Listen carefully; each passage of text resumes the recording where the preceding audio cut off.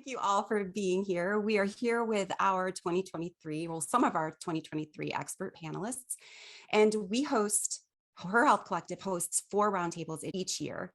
This is our second roundtable of 2023. When we put together these roundtables, it is our effort to bring together our experts and dive deep into topics that matter to moms the most. We love our roundtables, and our community has said that they also love them. So they're very well listened to podcast episodes. We also share them on our website. Each of the experts that are represented in our roundtables have different professional backgrounds and specialties. That's what makes this so unique. When they come together and discuss women's health, you can expect to get different perspectives based on their area of focus. This is also a time for the experts to collaborate with professionals from other industries in order to create a more holistic model of care for women. Our goal, HER Health Collective, is to expand not only the experts referral network, but to emphasize the importance of collaborative health care. So we are really excited to welcome all of the individuals that are here today. We're going to let them introduce themselves in just a moment. Our roundtable today is a discussion on how to keep a marriage or long-term relationship intimate and strong when the current statistics are stacked against us. So we're going to take a few moments now to go ahead and have our experts that are represented here at this roundtable to introduce themselves. This is an opportunity for them to share what their expertise is, and for our listeners to have a better idea of who's speaking during the upcoming conversation. So I'm just going to go ahead across my screen. So stay on your toes, because you probably won't know when I'm going to ask you to speak. But the first person on my screen is Jessica. And for Jessica, it's very early. She's California. So I'm going to have her snap awake and say, hey, Jessica. Hi, good morning, everybody. I'm so glad to be here. I am Jessica Shields. I am a licensed educational psychologist here in California, also a school psychologist. And I love working with parents, educating them on how to navigate the school system to better support their child, especially if your child has a learning disability or even is struggling with the self-esteem or self-confidence. So that's my area of expertise with my experience of 20 plus years in education. So I'm happy to be here. And also, I just want to say I am happily married for 21 and a half years. Can you believe that? Yay, that's so great. I love hearing that. That's wonderful. Yes. And your background will be very important to this conversation, especially because raising neurodiverse children can impact a marriage. So we'd love to hear that from that perspective. So thanks, Jessica. Veronica, can you jump on? Yes, good morning, everyone. This is Veronica Kemeny. I'm a licensed clinical social worker here in North Carolina. I am one of the founders of Anchor Perinatal Wellness, which is based in Raleigh. We are a mental health facility that has free walk-in screenings for moms who are struggling with mood symptoms. We have outpatient therapy, and we have what is called an intensive outpatient therapy program for folks who are needing more stabilization of their mental health symptoms. We are really excited to be a part of this panel and to be a part of solving and creating systems of care for moms who are struggling with mood symptoms, which are really common during this period in time. So that is a little bit about me, and I'm looking forward to bringing my experience, personal and professional, into this conversation. So thank you for having me. Thanks, Veronica. And might we add, Veronica is a newly married lady. She has worked with tons of different clients, and she understands how the mental health can impact relationships. Yeah. So it's and I've gone through a divorce, single parenthood, and now newly married. So I've sort of have lots of different perspectives on this topic. So that's wonderful. Thanks, Veronica. Yeah. We're excited to have you here. Thank you. Erin, I'm going to pop down to you. Hi, I'm Erin Bowdy. I am a behavior and business strategist, and I use the power of personality to help folks make lasting behavior change. I am really excited about this conversation because I started out my career within the context of community behavior change under the guise of women's sexual health. So I spent the first 10 years of my career as a certified health educator and a women's sexual health educator. So it was really fun preparing for this talk to dig into some of my what felt like old passions that are very, very still alive. Right. And Erin just endured an enormous move across the country. So that's hard on a relationship. It is. We actually moved from the US to Canada. So we've got the challenges there, and then we moved to Quebec. So we are now in a French-speaking province, which adds a whole other layer. We have 2 kiddos. One is neurodivergent and one is neurotypical. So there's a plethora of things that have stretched my own marriage. Jessica, congratulations on 21 years. We're hitting 10, our 10-year anniversary. So I might be hitting you up for some advice. Thanks, Erin, so much. Kirsten. So my name is Kirsten Spurrier, and I'm the owner of the Perinatal Pelvis in Hillsborough, North Carolina, where I provide pelvic floor and maternal wellness services, and really working with new moms, mostly with trying to get them strong, confident, and functional in their bodies and having the motherhood that they desire. So important. We need to have that confidence to have strong relationships with others. So we really appreciate your input. Yes. Thank you. Maris, hi.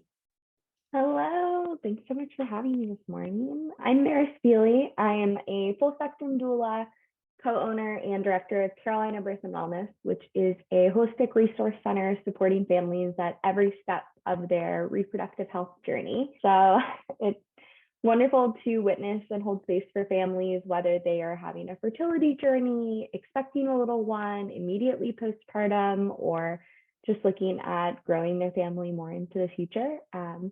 I myself am only a dog mom at the time, but I've been with my now husband for 12 years, sum total 5 years married. We met at summer camp at 16, so it's definitely been Oh my gosh. an evolution and a journey. You've grown together. That's amazing. You must have so many different perspectives to come from, lots of different advice. So I'm excited to hear what you have to say getting together at 16. That's awesome.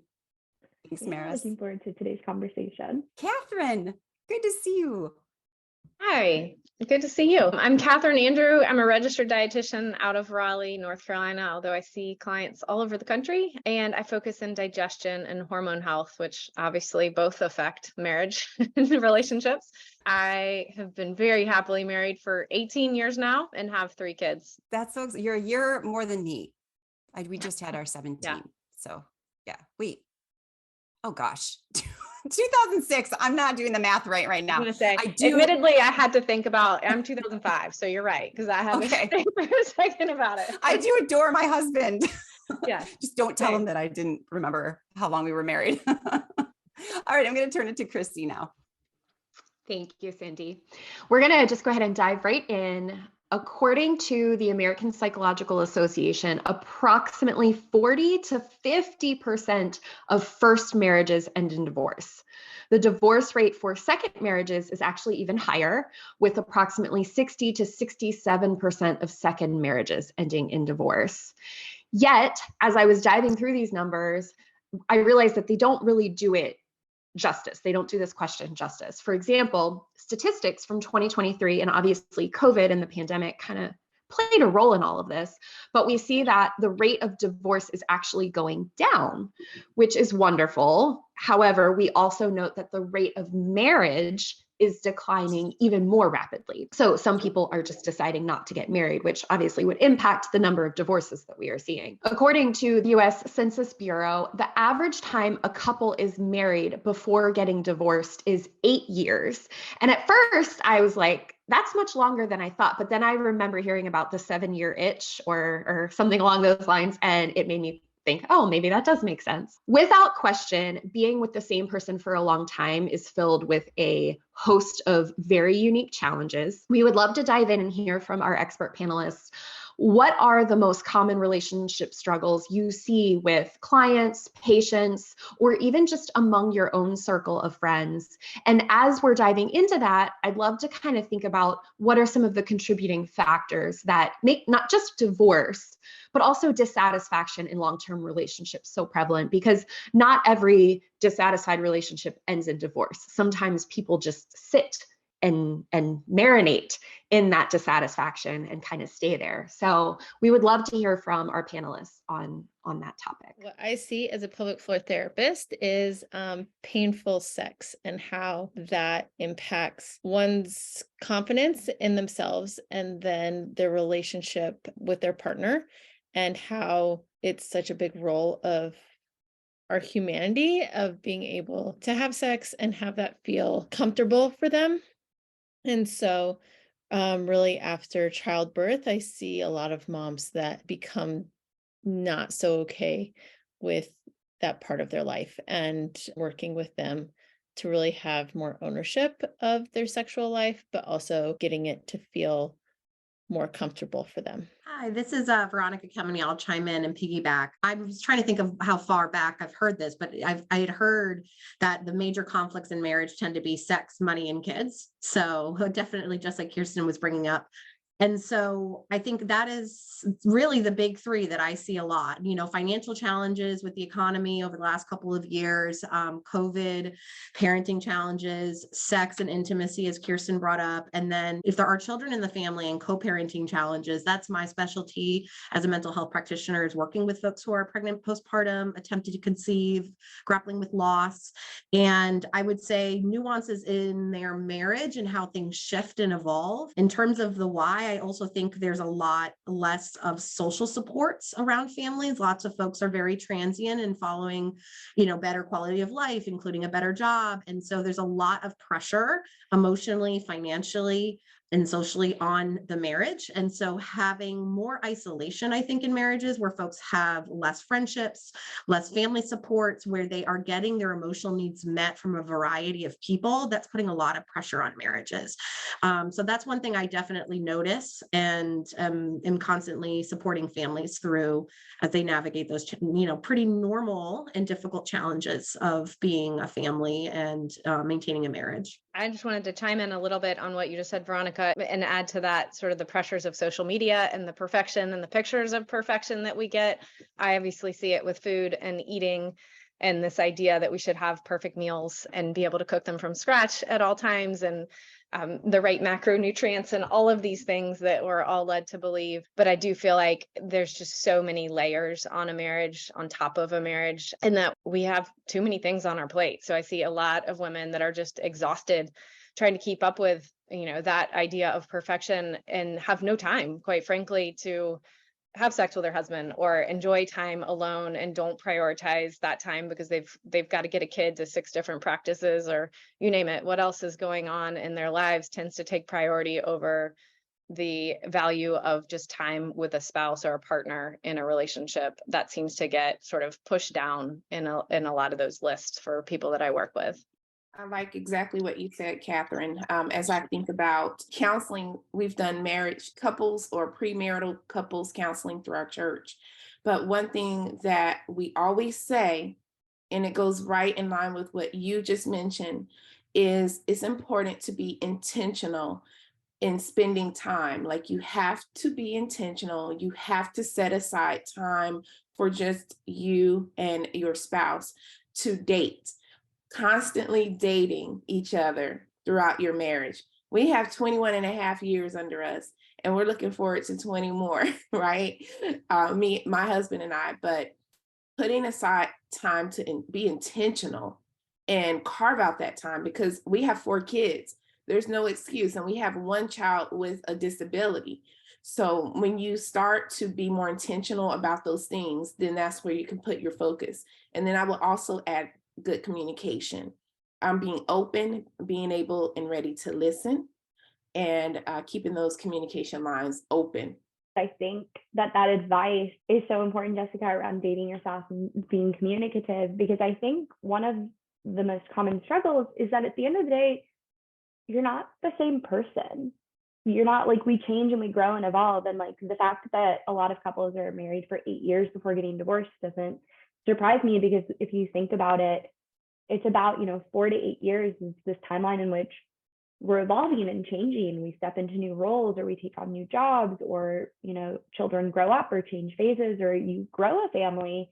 And so I think when you're getting married, a big difference in my mind between even just dating and married too, is that you're making a commitment to not just love your spouse's current self and for them to love you, but you're also kind of signing up for all their future selves, right? Into dating them, into figuring who you all are in 5 years, 10 years, 20 years, and to try and love each other and choose each other through that. And so I think a big thing we see, and I think why parenthood in particular is so prevalent to this, or can exacerbate a lot of those issues, is not only does it kind of siphon off all of that time that you can spend dating your spouse if you're not really intentional, but it's a huge change, right, of who you are now as a parent and with a whole other person or people in your home to take care of, and how that reckons your own individual identity and your identity as couples. And I think that's something that we see a lot with families wherever they're at in their journey. Like, who are we going through a fertility journey? Who are we,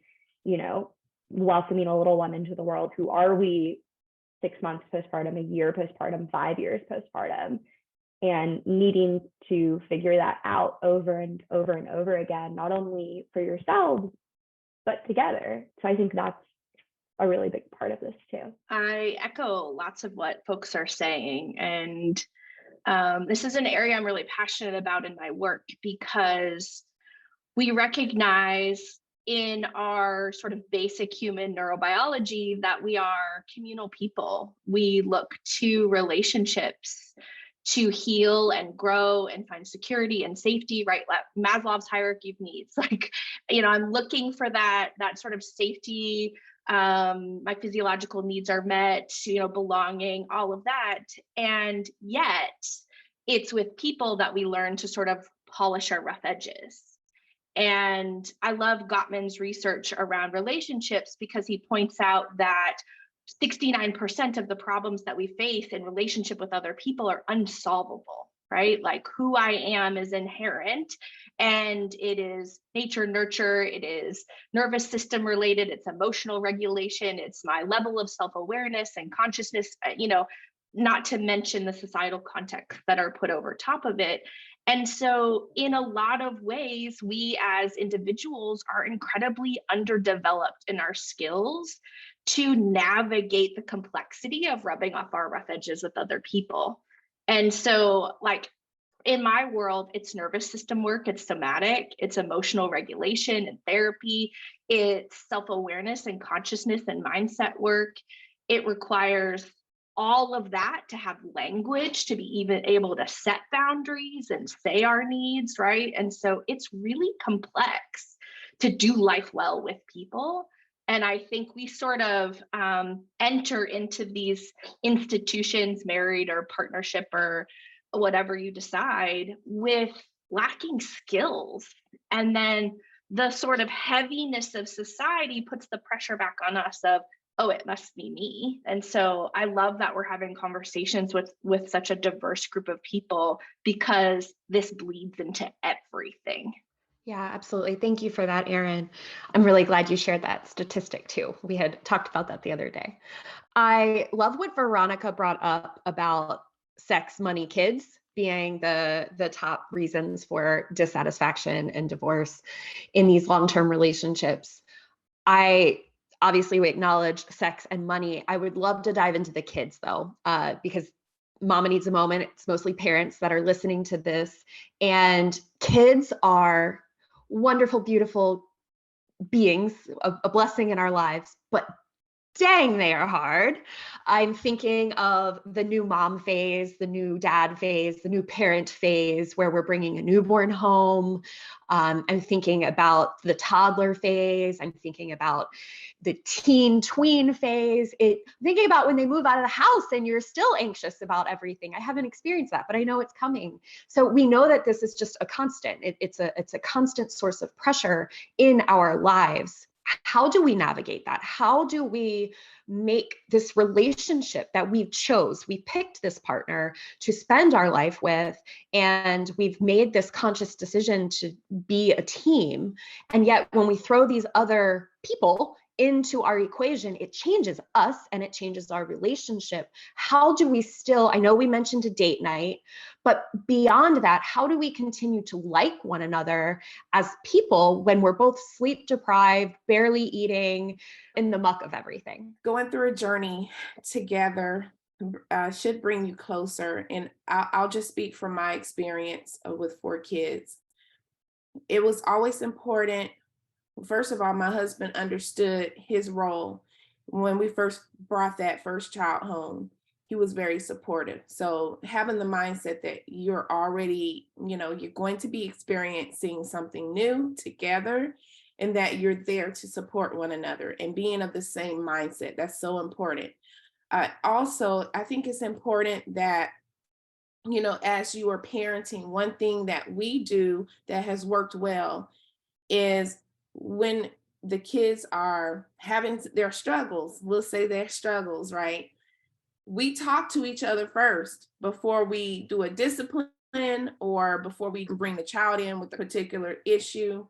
But we talk first about, okay, this is what's upsetting me. This is how I want to handle it, but I need your input. Sometimes in the moment, we have a son who is 6 years old. He has a communication delay and some behavioral difficulties. So it's hard because he can't communicate his needs, so he might have a tantrum. And so when my husband feels overwhelmed, he'll just say, I need your help. And I know what that means. So we already have established a communication system and we support each other in that. Discipline, again, we talk about, okay, this is the problem. This is how I'm feeling about it. This is what I want to do, and we have a conversation before we take some type of action in, rearing our children. So we always talk. We're constantly talking and communicating so that we're on the same page and we're not going to be pitted against each other by our kids, because we already have established communication and we already have a game plan.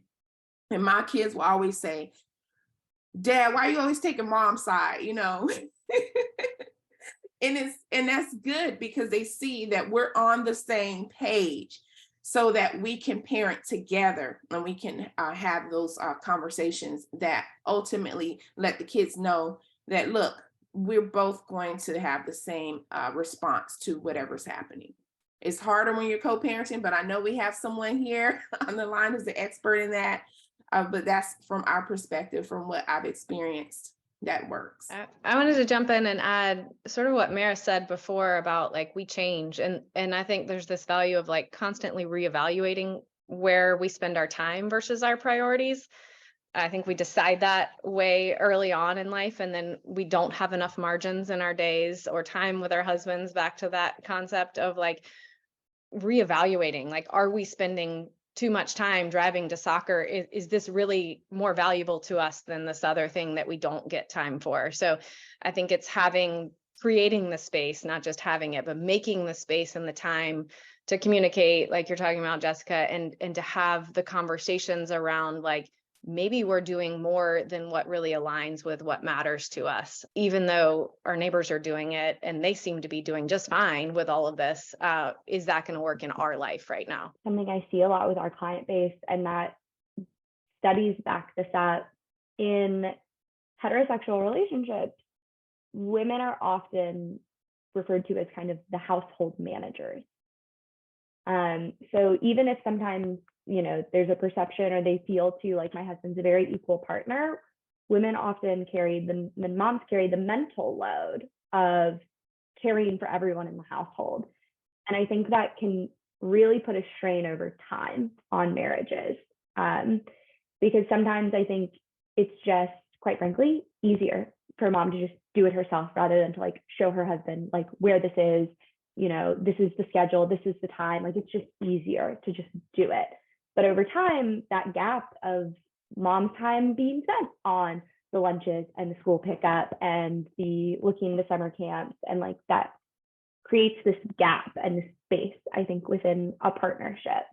between parents. There was a New York Times article at the height of COVID-19 that talked about how women were just dropping out of the workforce. Moms were dropping out of the workforce in droves because that juggling caring for their children in the home and juggling their job while their husbands also worked from home was just creating too much of a strain.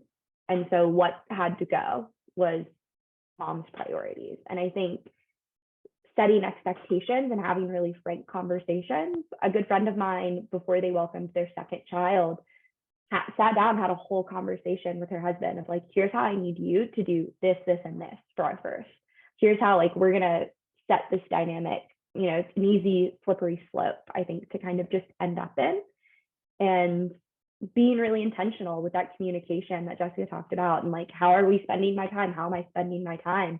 That Catherine talked about, and like really sitting down and looking at the emotional labor, the physical labor that goes into having a family, and who's bearing the weight of that, and how is that creating space or strain on your partnership. Yeah, Maris, that's a really important conversation because there is this really large component of justice and equity in whether it's heteronormative relationships, but we see it in research around same-sex couples too, that there is somebody who takes on the emotional labor of a relationship, right? We fall into some of these norms, and that sort of unseen emotional labor carries into our roles in other places. You see it in, I definitely saw it in corporate settings where the female CEOs is still planning the anniversary celebrations and the birthdays and the luncheons, where their male counterparts aren't even thinking in question that these are things that we do around employee engagement. And so someone mentioned in the comments about fair play. There's a resource that I will find and I will link that even goes further than fair play about some of the oppressive aspects of emotional labor that impact our communities even deeper, that I think is helpful to look at for parents. But it is, I think, a really important conversation that's broader than us as individuals.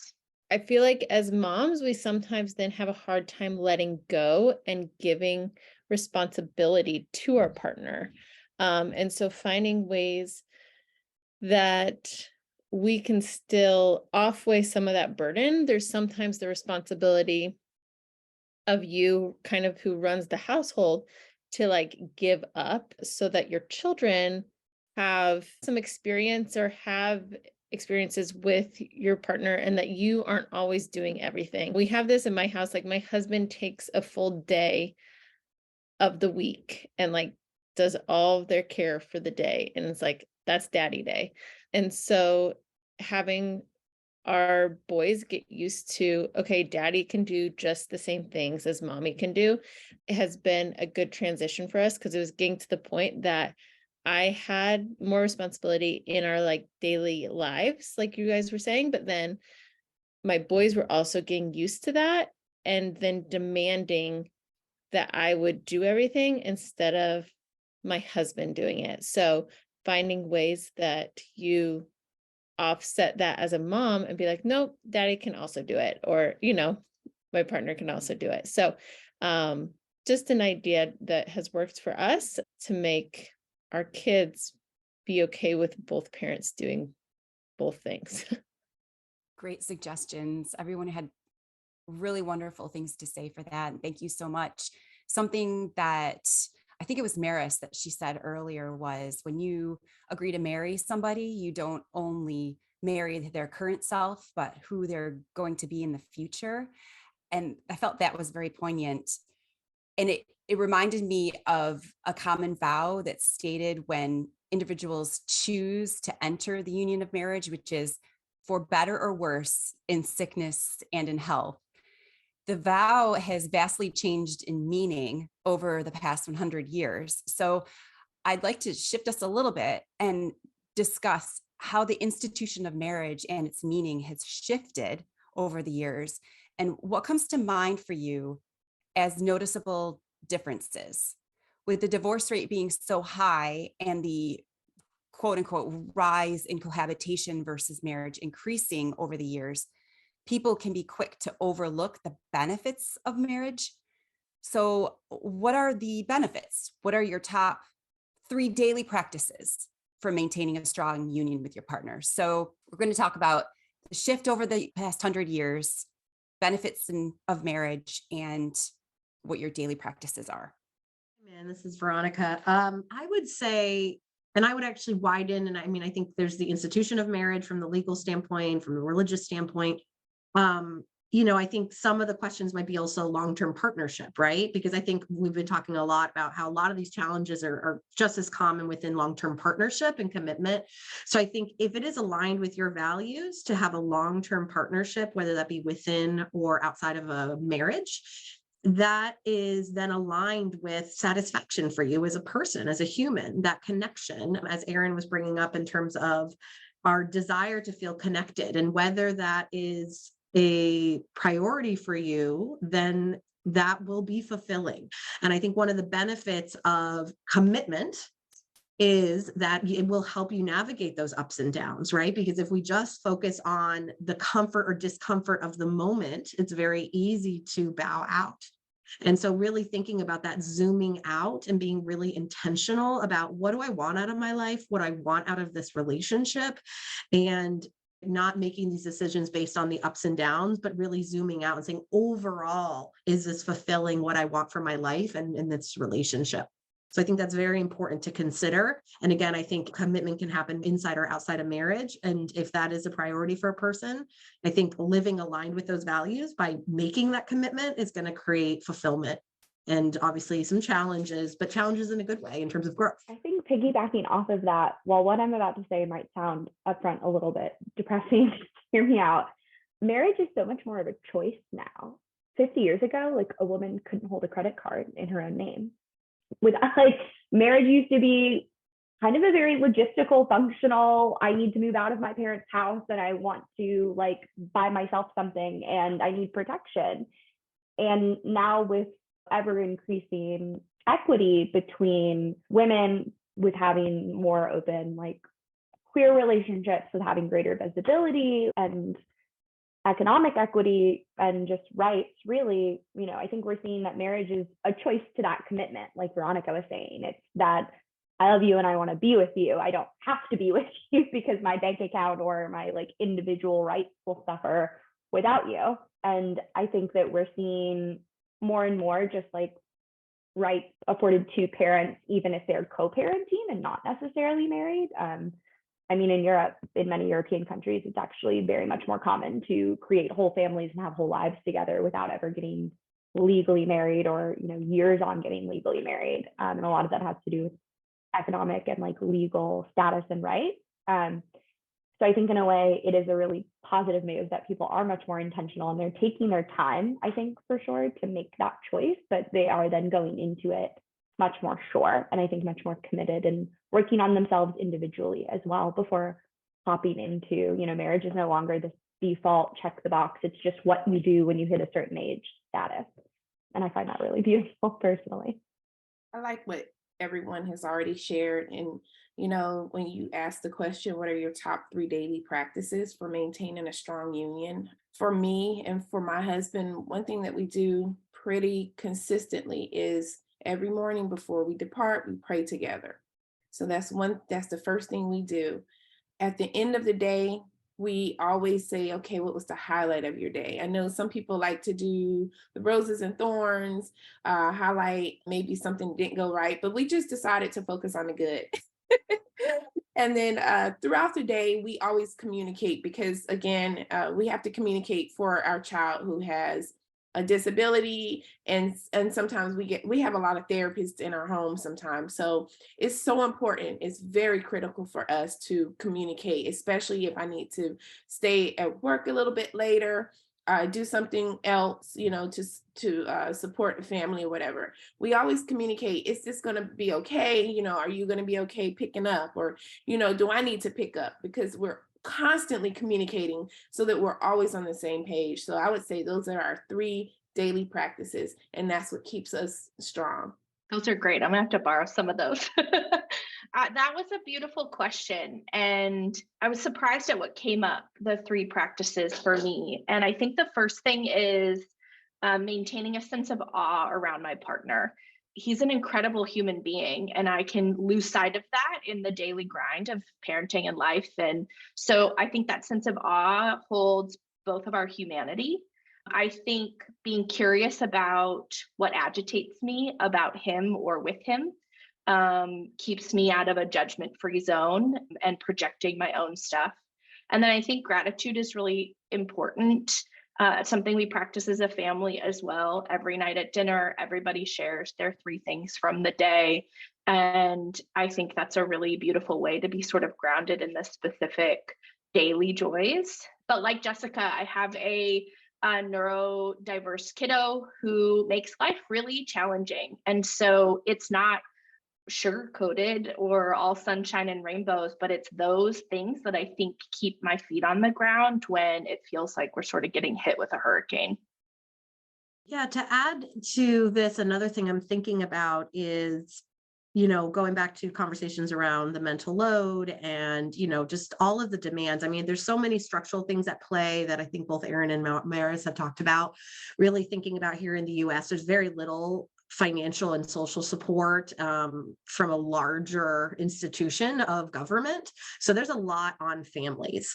One of the things I've noticed with my clients who are feeling most connected in their partnerships is that it is not just their responsibility to get their needs met, but actually it is their partner's monitoring of, is my partner getting their needs met? So thinking about the things that make us us are really important as well, right? We've talked about date nights and we've talked about connection, and there's so many things that need to be tended to, but things that just make us us individually, we're less likely to feel resentful towards our marriages, including even something like a date night when you're like, I'm touched out and I haven't done this thing that makes me feel alive.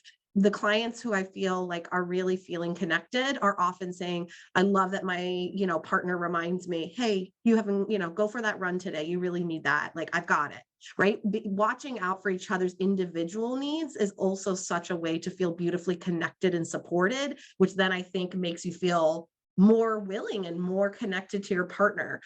So that's sort of a really important piece that for a lot of my clients, when they've figured that out and made a bit of a transition, concretely for some of my clients, that looks like, okay, on a Saturday morning, partner 1, you've got a few hours and I'm holding down the fort. And on a Sunday morning, we swap. So even thinking about, it's a family value of that. Parents get their alone time and then they come back. And so I think for sure that is something that I've noticed has worked for a lot of the families I work with. Speaking of alone time, we know that a key component of a strong, intimate relationship is intimacy. As I was looking at this idea of intimacy, I came across this idea of there actually being 4 different types of intimacy that come into play in a relationship. There's emotional intimacy, physical intimacy, which is what I was originally thinking of, mental intimacy, and intellectual intimacy. According to Gloria Lopez Enriquez, a doctor of social work and faculty member at the Ackerman Institute for the Family in New York City, if a relationship has an equal power dynamic, intimacy becomes easier to cultivate. However, getting intimate with someone else on one level, on one of those aspects, doesn't necessarily guarantee intimacy in other aspects. So just a very quick summary of what we mean by each of these types of intimacy. Physical intimacy is what you would think of. It's body closeness, hugging, cuddling, kissing, holding hands, and all the other things. Being emotionally intimate means being transparent with our deepest feelings, our fears, our thoughts, being honest and upfront about what we're feeling on the inside. Mental intimacy refers to sharing your ideas, opinions, and life perspectives.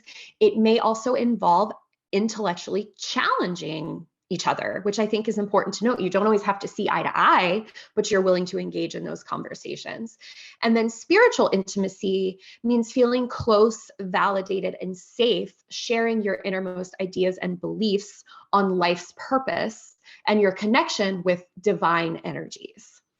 Not all relationships will involve all of those types of intimacy, but those are the most common types that we see people will share. I'd love to hear your thoughts. How important is it for the success of a long-term relationship to have multiple types of intimacy? Are there certain types that you think are more important than others? Do you see perhaps a lack of one of those types of intimacy causing more struggle than others? And if so, if there is a certain area that is very important and a couple is struggling with that, what can they do? How can a couple increase intimacy in one of those key areas? I'm just so in love with this question because as a sexual health educator, the idea that intimacy is sex, right? And how inaccessible sex may be to a disabled body or to somebody who's not interested or asexual. And I just love the inclusivity of this question, and I'm super excited. And that's all I had to say. A lot of my patients come in with this idea of intimacy only being the physical intimacy. And I really do work with a lot of my patients of being like, let's explore different ways to be intimate. And you might be able to then get that same satisfaction when your physical intimacy maybe is not where you want it to be right now. That doesn't mean that we lose all connection with our partner. And so exploring that, because I feel like society doesn't do a really good job at showing the other types of intimacy. And I see that in my patients if they just haven't even explored other ways to be intimate with their partner. I also agree with what was said. I am glad that this was mentioned as well, because again, like everyone said, intimacy isn't just physical, because if you think about it, if you're not in the right mindset, you don't want to be physical. Your mindset, your emotional state needs to be in check. You have to have your emotional feelings and your being in that mood to want to be even physical. So I think it's so important to make sure that you're connecting on that emotional level, especially in that spiritual level, so that your mindset can be ready for when you want to connect on a physical level. And you hear about people who aren't intimate because they're not getting along, or they're kind of having a fight, or if I'm mad at you, I don't want to have sex, right? So it's important to just work on those things and continue to connect. And I have to say that for me, my husband is my absolute best friend. He's my number one best friend.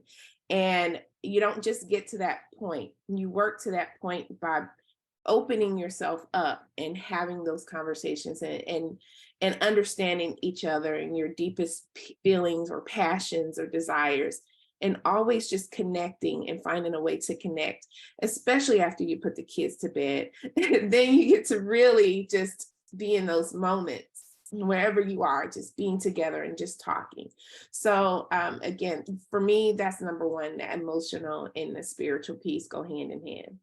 Yeah, I would add, I think it's, there is no type of intimacy that is more important than others. I think ultimately it's going to very much differ by person and by relationship.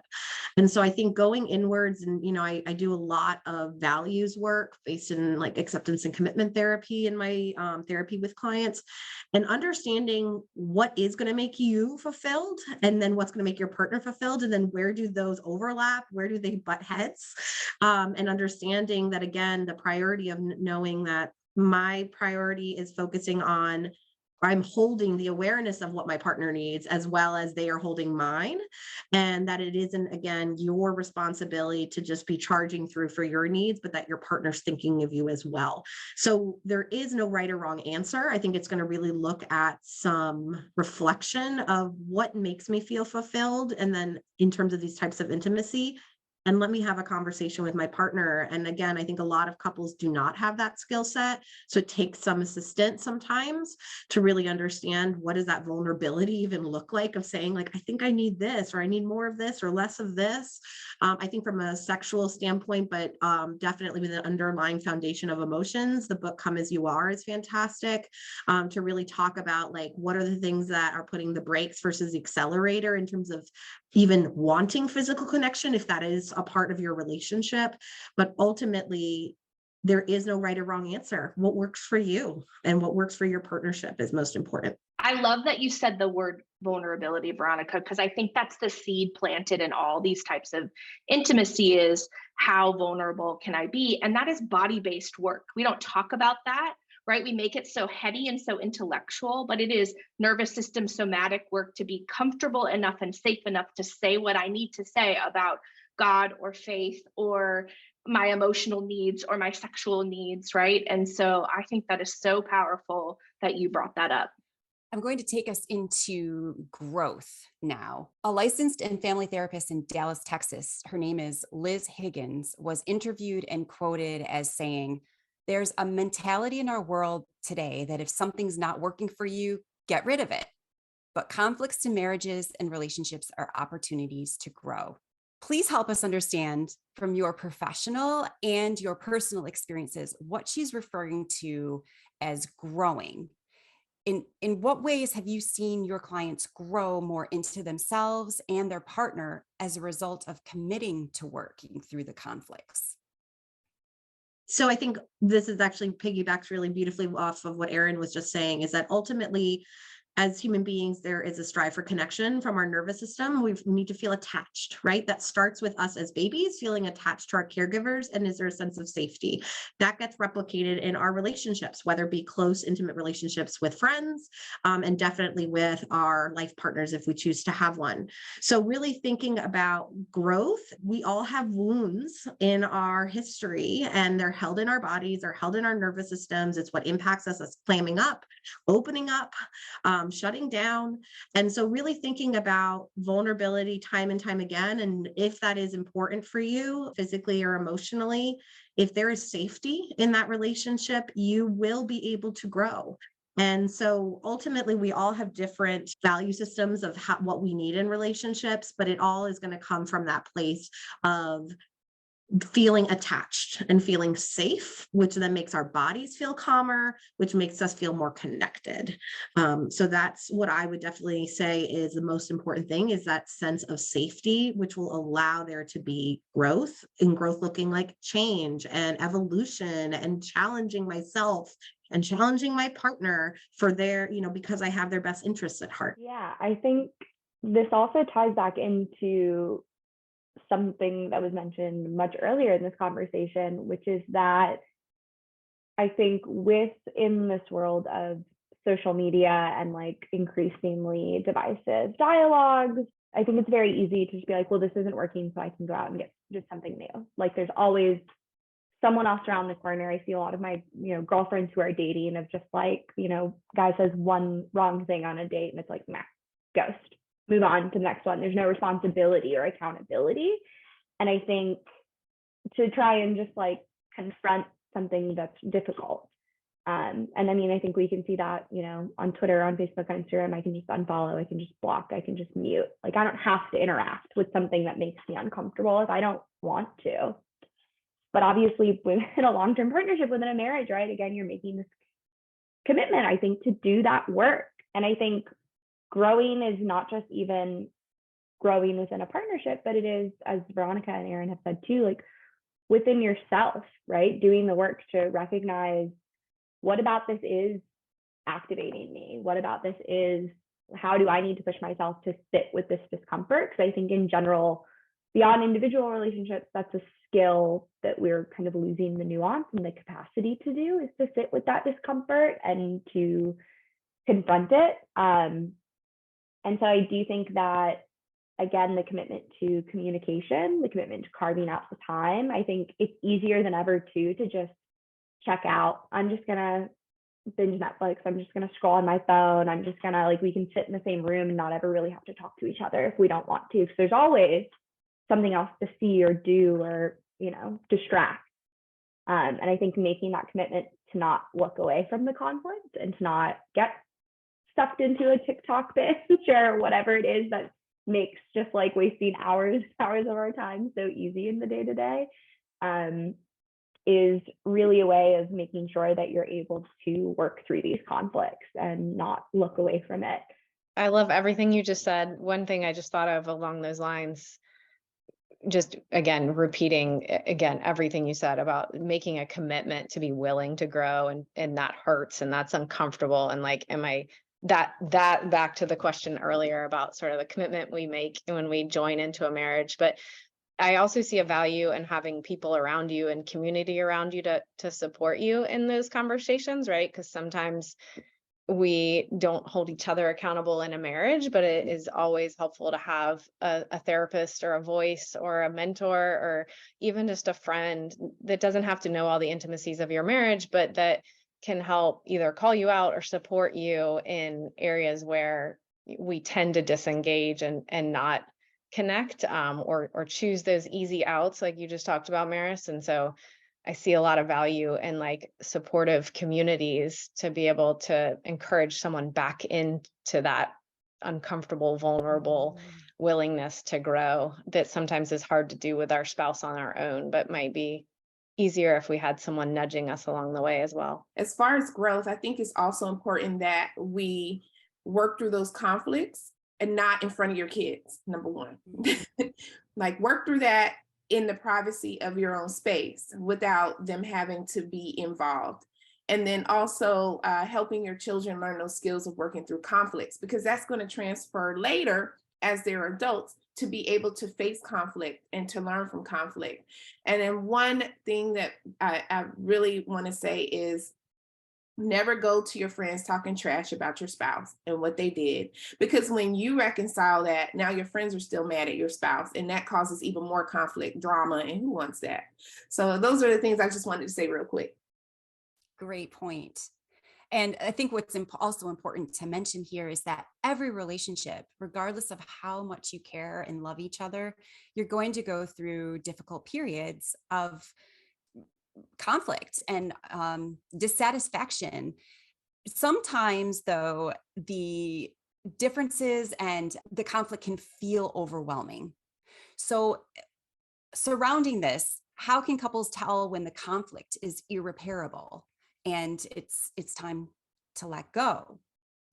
I don't know that this is an inclusive answer to everything, but I think one of the core components happens in terms of, am I safe, right? Is the conflict, and that feels like a given, but I think it's not said enough culturally. And then I think it has to do with that Gottman research around 69% of the relationship problems I have are unsolvable, and it becomes around management. And is this out of alignment with my value system, my integrity? And I love Veronica talking about doing values work with relationships, because I think that's where rift comes. In my work, what I see is rift comes, or decision to end or quit comes, because I don't have the tools within me to navigate how this discomfort makes me feel, versus this is out of alignment with who I am as a human. Yeah, I would agree. I think it's, safety, emotional safety and physical safety is I can be open and vulnerable with my body, with my heart, with my mind, with my thoughts is crucial. And that is the most important. So thank you for saying that, Erin. In terms of couples, they loop, right? They loop in patterns. And so it's really important at a certain point to bring somebody else in, a trained professional who's trained as a couples counselor, who can help you observe these patterns. And again, that zoom out where we're not just in this looping and we're just, replicating these patterns that are taking us nowhere, but having more awareness of, there we go again. So I think it's really important at a certain point to bring a trained couples therapy professional, whether it be Gottman trained, like Erin was referencing, emotionally focused therapy, EFT is another really wonderful approach that a lot of couples therapists are trained in. I think at a certain point, you just know we don't have the skill set to navigate this. Will that mean we will save this marriage? To be determined, but let's not rely on just our skill set here. So I think it is really important to eventually bring that in if there's willingness. And I do ultimately think in terms of staying in or out, to me, it does come back to values. What do I want out of my life? And for each of us listening, that's going to be very, very different. And thinking, really zooming out and thinking, is this aligned with where I want to head? Is this person part of that for me? Maybe it still is, and you have to find each other again, which can happen, and with some hard work. Or I've changed and I'm seeing something different that I didn't pick up on early on, or they've changed. And it's not worth the effort because you're seeing something glaringly at that point. But ultimately, I think couples need to bring somebody in because you're just so in the dance, that emotional dance, that you've got to be able to step out and see it. And odds are we just don't have the training. Even us as therapists, we need our own therapists. We need our own couples therapists, right? We get pulled into it as well, even though we quote unquote know about it. So it is really important to sort of bring in reinforcements there. This is something that has just been so powerful in my life that I want to share. Because when you look at your question about conflict, or even your last question about like a piece of wisdom that you would offer to somebody, I think our ability to be in relationship with other people is directly proportional to our ability to love ourselves. And we have a self-worth crisis in our society, right? We don't teach worthiness. It is not accessible. It is not modeled. And so I love this like analogy about learning to drive a car. Our kiddos from birth are exposed to the rules of the road, right? Why do I drive at the green light? Why do I stop at the red light? And they have, 15 years of absorption of backseat driving before they even get into a classroom and learn about the rules of the road. And then they practice for months and months and hours and hours and hours. And then they're given a temporary permit, right? And then we give them, they have to take a test, and then they can have, the ability to drive a car. But yet we throw people into intimate relationships, long-term partnerships with no exposure to the tools and the abilities that I need to do this well, right? Whether that's structurally in society or it's left to whatever my home environment looks like and the skills that I learn there.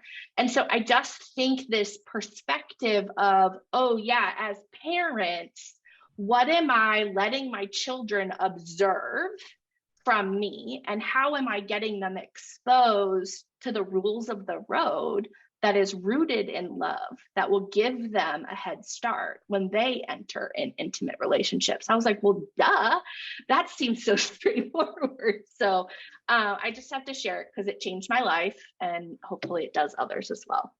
Thank you so much for sharing that. On behalf of Cindy and myself, we want to thank each of our expert panelists so much for joining us today. Marriage and intimacy are an important topic in today's increasingly conflict-ridden world, and we appreciate each of you taking the time to come together, discuss this issue, and share your own unique thoughts and perspectives. Be sure to check out herhealthcollective.com for more great content from each of our expert panelists throughout the rest of the year.